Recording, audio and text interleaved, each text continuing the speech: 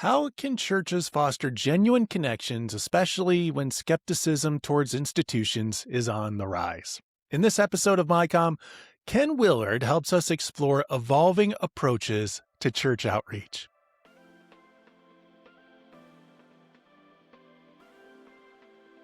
Hi, this is the MyCom Church Communications and Marketing Podcast. We're building your digital ministry toolkit to bring your congregation into the digital age. My name is Ryan Dunn. I'm a fellow traveler on the journey to better church connections. Gone are the days when simply opening the doors was enough to draw people into the church. Ken Willard, who is the author of Beacon of Hope, takes us on an exploration of fresh approaches for connecting with communities in an age when skepticism towards institutions, even the neighborhood church, is on the rise. So together, we discuss building authentic relational bridges, shifting from attractional marketing to meaningful outreach, and we explore how churches of any size can foster real welcome and accessibility. You'll discover some practical ways to listen to your community, host impactful bridge events, and rekindle your church's passion for hospitality, prayer, and mission. Ken Willard is the Directory of Faith Communities Renewal for the West Virginia Conference of the United Methodist Church. He's the author of Beacon of Hope, your guide to reaching, witnessing, and welcoming new people, as well as books on time management for ministry leaders and discipleship pathways and leadership pathways for churches. So let's meet up with Ken on the MyCom podcast. Ken Willard, greetings to you over in Charleston, West Virginia, and thanks for joining us on the MyCom podcast. How goes it with your soul today? It is well. It is well with my soul. Well answered. It's nice here, and yes, I'm looking forward to our conversation. Cool.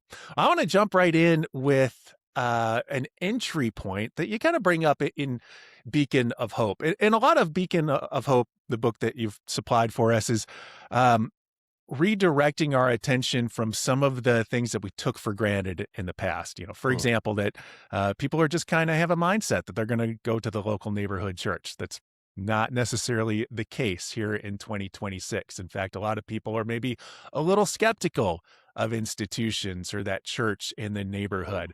So if you can start us off here, what are some ways that we might start to think about how we can make connections with people to invite them through the door for the first time, especially the skeptically minded? Oh, thank you. Yes, I agree. I think a lot of people today are skeptical of institutions. I know I am. Yeah. And it's it's a challenge when we think about church as that institution and how people are viewing the church. I do think, though, most people like people. Hmm. And, when we think about, people have trouble with an institution, but they're more likely to engage with people as long as it's real. And I think it all starts with a relationship. How do we build those relationships? And, marketing and communications, all the old church attractional elements, I think they're all fine. I think they're all still fine. I don't think it's about leaving that.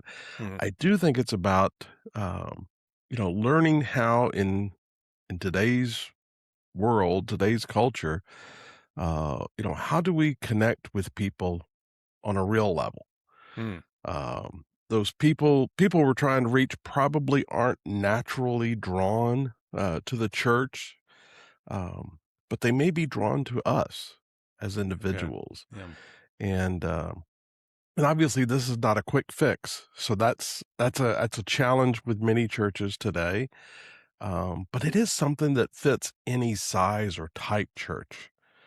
So wherever the ministry is located, we can focus on those relationships. That's, one of the things I talk about is kind of that relational evangelism, and where many of us growing up in the church have this impression of evangelism. I've got to find somebody I've never met, Yeah, right. and get them to church this weekend and be baptized. And that's scary. Yeah.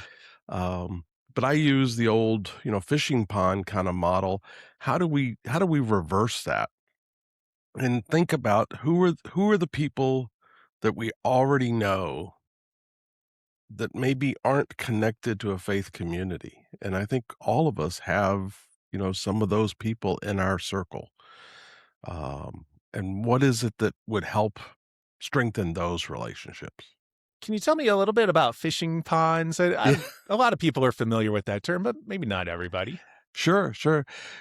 So I use the illustration and I think about, I encourage people to think about, so if you're at the center of the circle, if it's you, then, think about those in your immediate family, however you define that, whatever that definition is for you.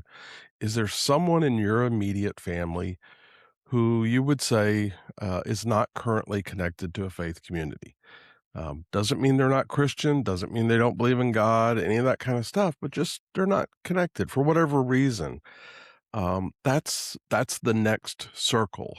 And then the circle after that would be, are there people in your, extended family, however you want to, think about that, whatever that looks like.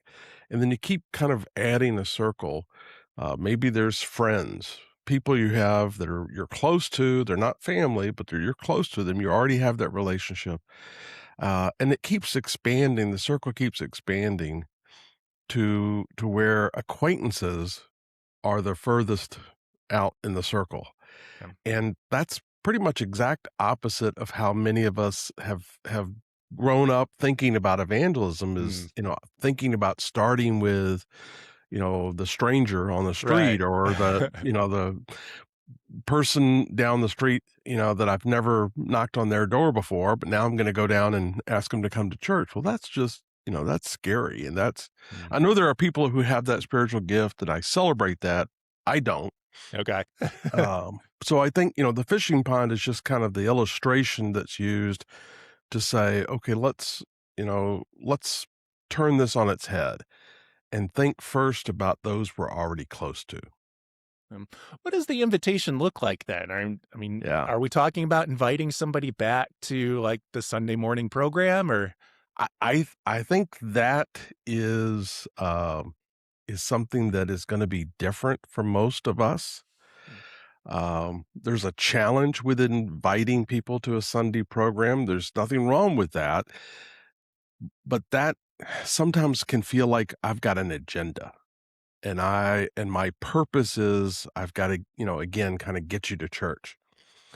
And, I prefer the First Peter 3:15.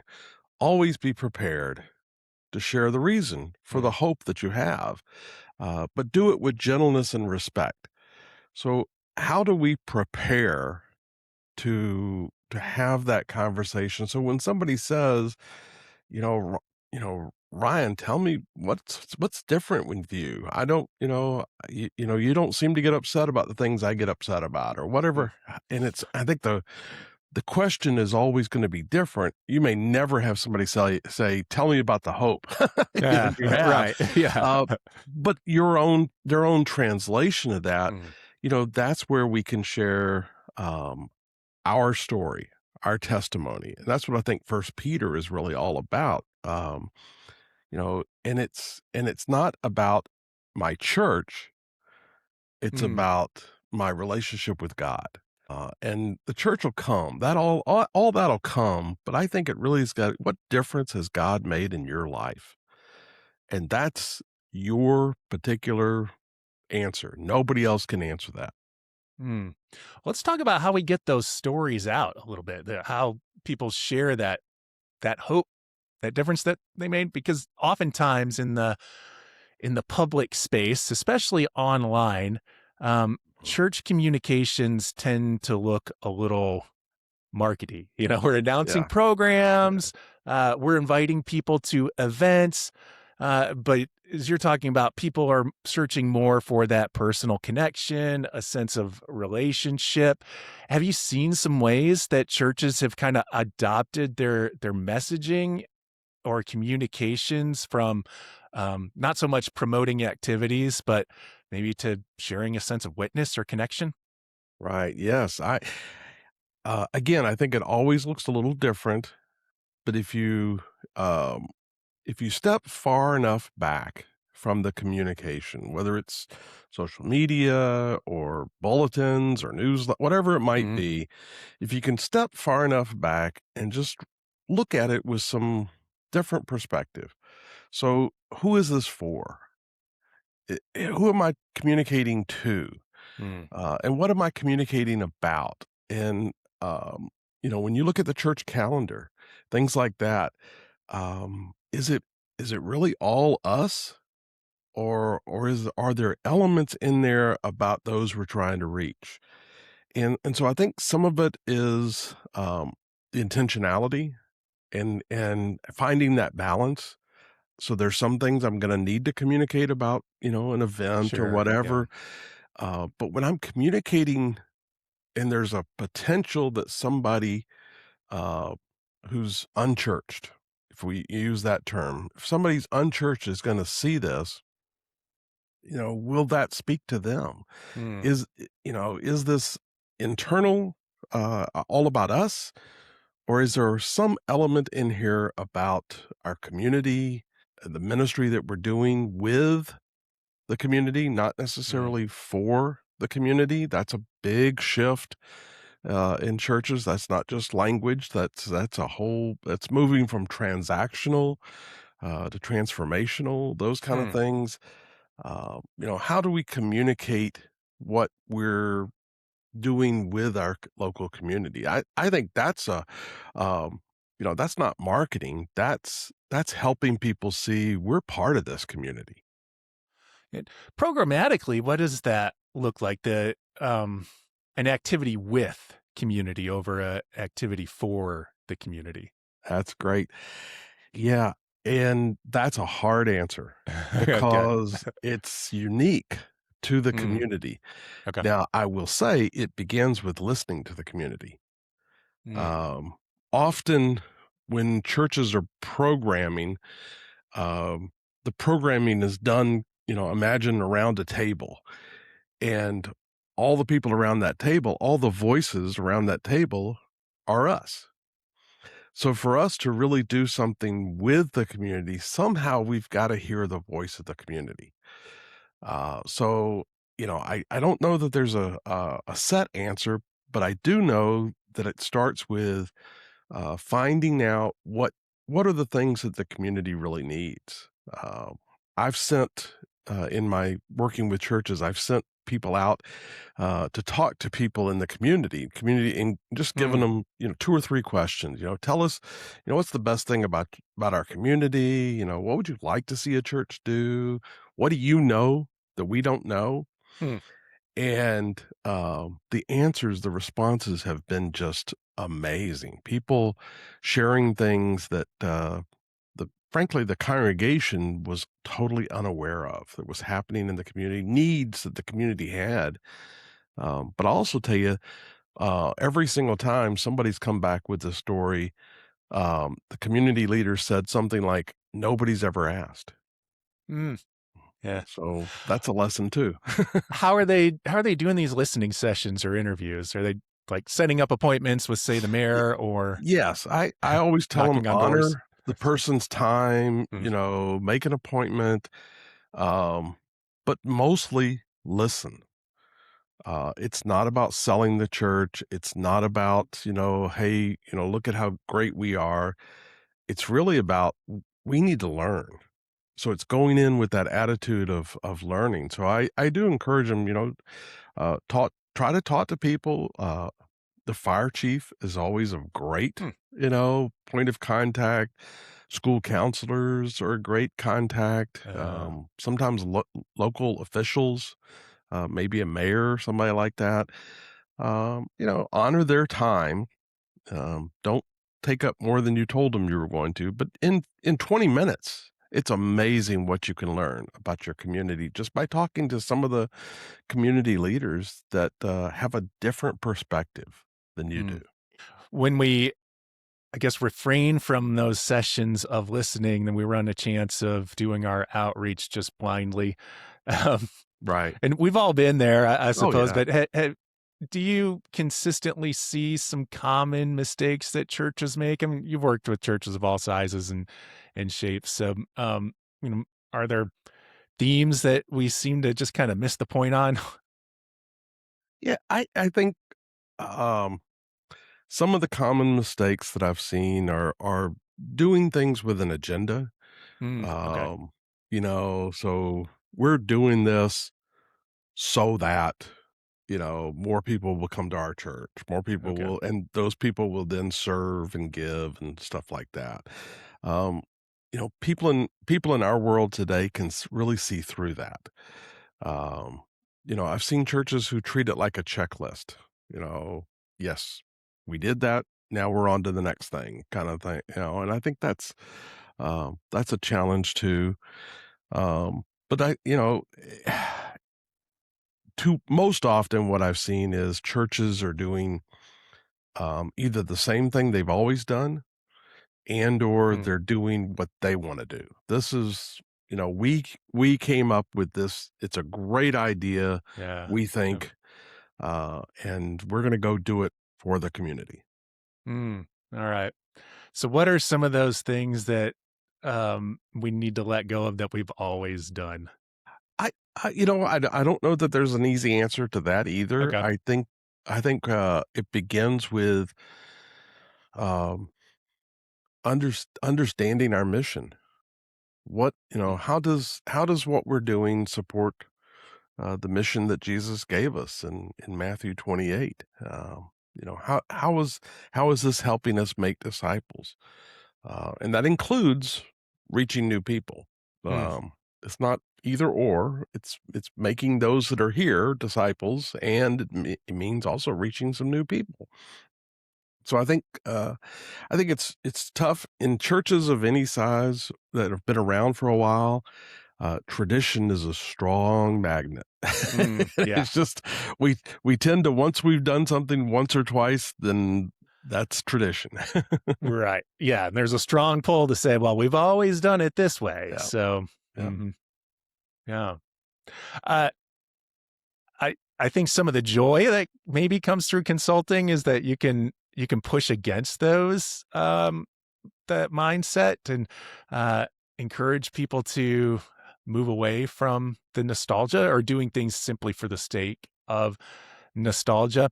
Um, but then in order to be proactive, there needs to be I guess, really a reclaiming of the vision of mission. So, within churches, how do you see people making that shift? How do they communicate that shift? yeah. That I think um, I think it's finding a way as ministry leaders, pastors, and others to honor that past Hmm. and to be able to say, okay, that is our past. That is important.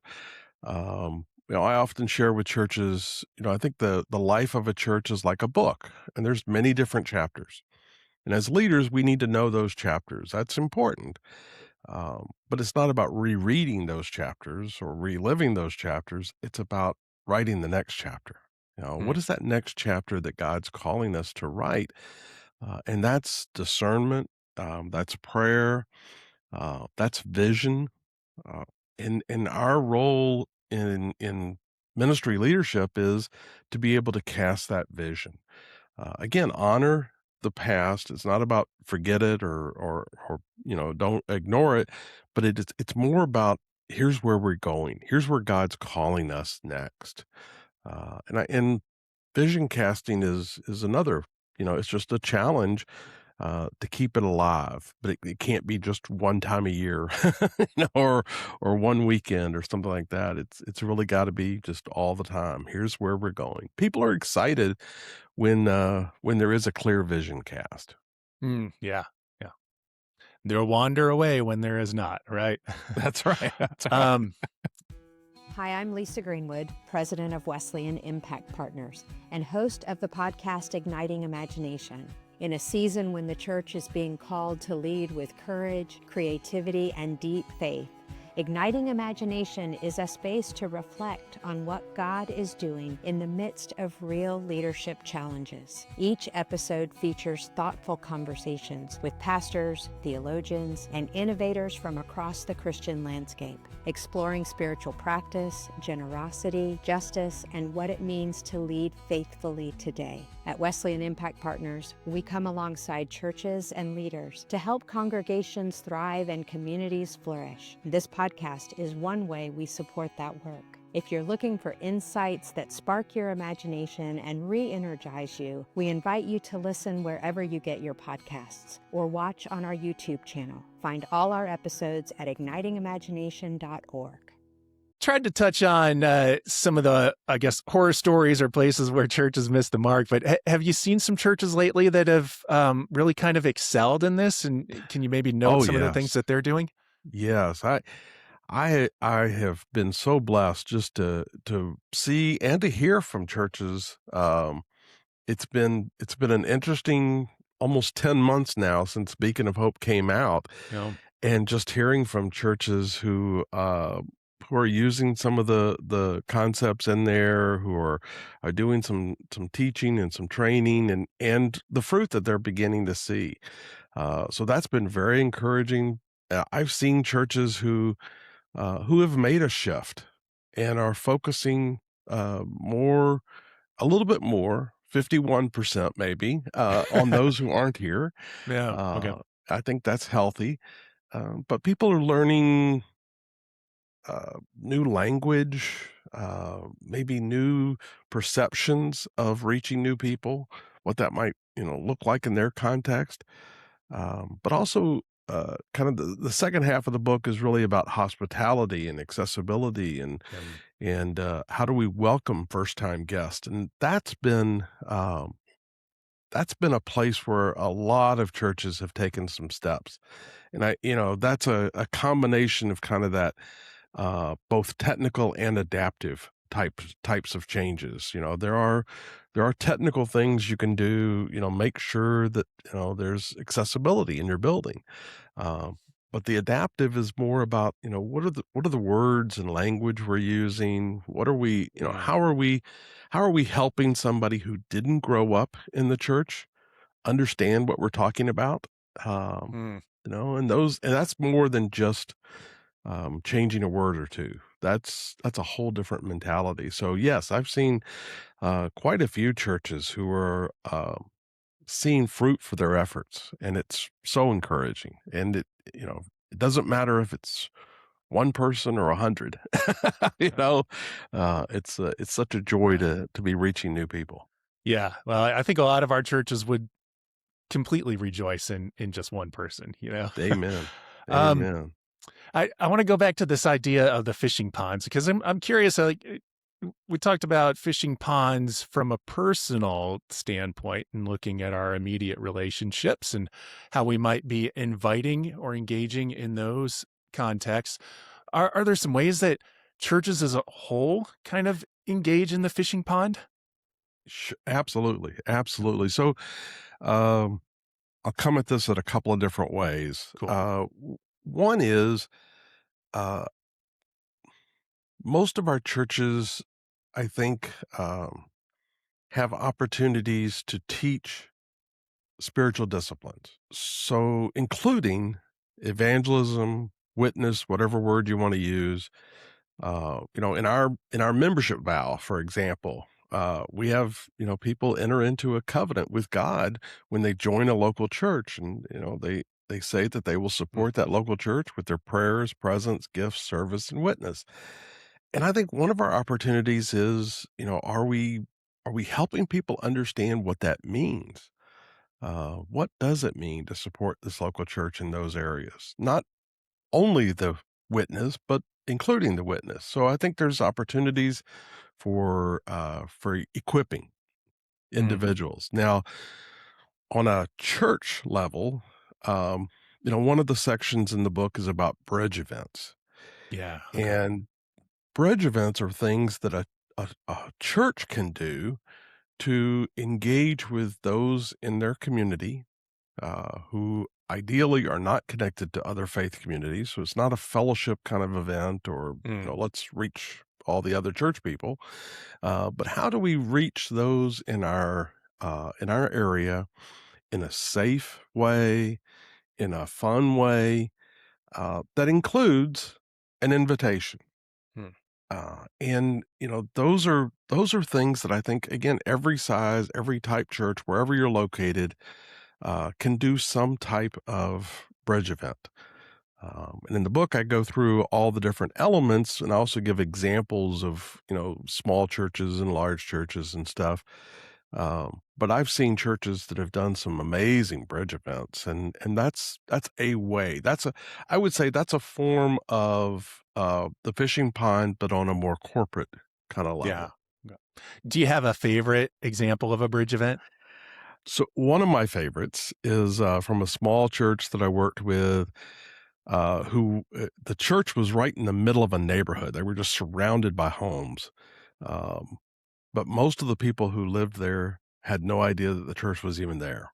Okay. Yeah. And this church had been getting smaller and smaller over the years. And I was out there actually helping them do kind of a strategic ministry planning, vision, mission kind of project. But through that, the question was asked, what are our strengths? What do we have? And somebody kind of jokingly said, well, we have a parking lot that's really big. Mm. And it was really unusual. This, I would say, small church, facility wise and people wise, had this enormous parking lot for some reason that nobody knew. And they ended up doing a car show. It turned into a car and a motorcycle show. They had local businesses donate like food, and I think there was a bounce house for the kids. There were different things. Somebody there knew the mayor, so the mayor came out, and it was done on a Saturday for like 2 or 3 hours, but on the Saturday, the mayor came out and did the judging. Well, because the mayor was there, the local newspaper covered it. They got, coverage and social media and all that. And it was just, they had hundreds of people show up from the neighborhood. And again, that's where they heard most people say, we had no idea you were here. Yeah. And that was an amazing bridge event. But I do also want to say they did not see anybody new Yeah. for months. I was going to ask, so how does that become a bridge? Like, so they probably did not do an altar call, right? But was there a next step plan in place? The pastor did a wonderful job at the beginning and at the end.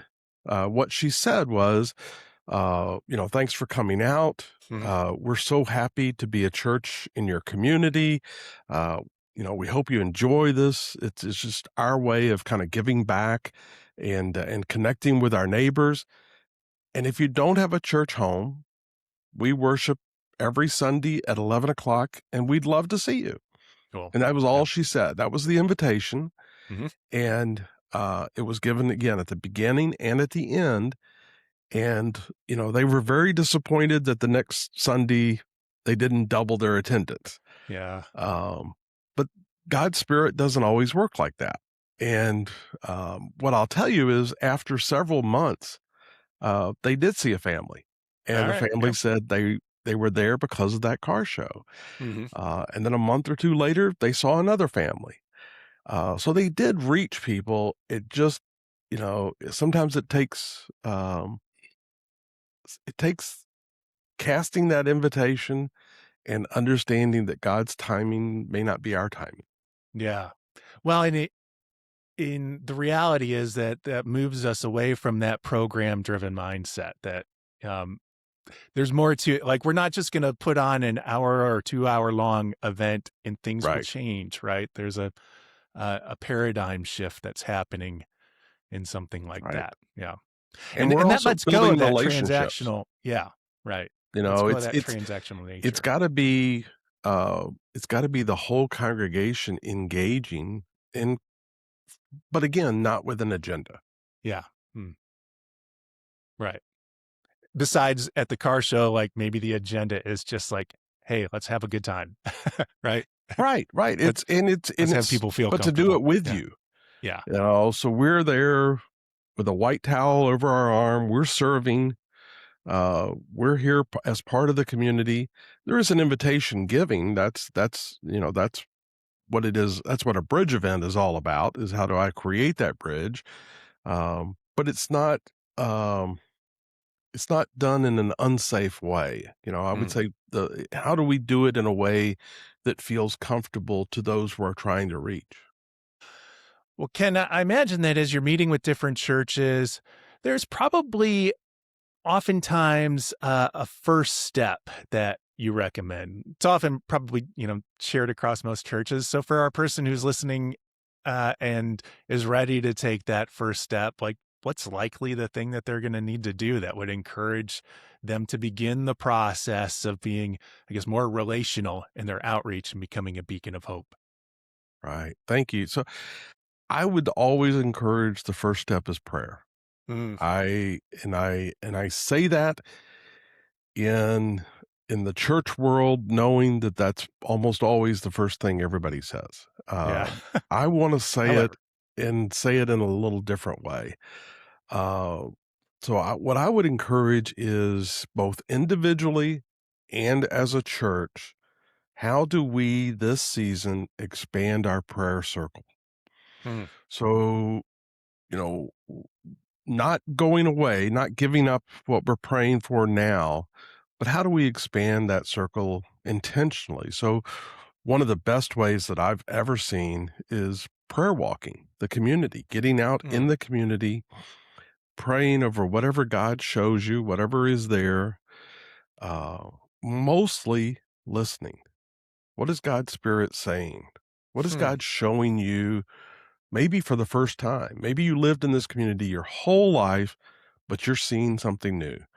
Uh, that's God showing us something different. So I think, that prayer walking, and by the way, every time I've worked with a church who's done that, it has been transformational. It has been people come back in tears.